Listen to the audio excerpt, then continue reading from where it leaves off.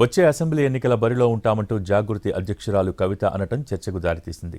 అటు బీఆర్ఎస్ ఇటు కాంగ్రెస్పై విమర్శలు గుప్పిస్తున్నారు. దీంతో ఎన్నికల నాటికి ఎలాంటి నిర్ణయాలు తీసుకుంటారో అన్నది ఆసక్తికరంగా మారింది.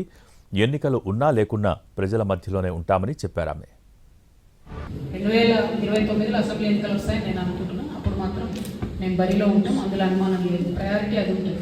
కాకపోతే ఈ లోపల ప్లస్ ఎప్పుడైనా ఫ్యూచర్లో జాగృతికి ఉండే ప్రయారిటీ ఏంటంటే ఎలక్షన్ ఉన్నా లేకున్నా ప్రజల మధ్యలో ఉండాలి, ప్రజల సమస్యలు తెలుసుకోవాలి.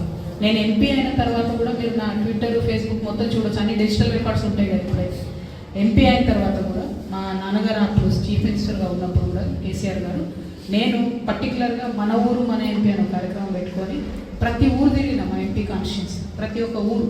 అంటే నాకు అధికారం ఉంది కదా, నేనే తిరిగే అవసరం, నేను ఆల్రెడీ ఎంపీ అయినా కదా అని అనుకోలేదు.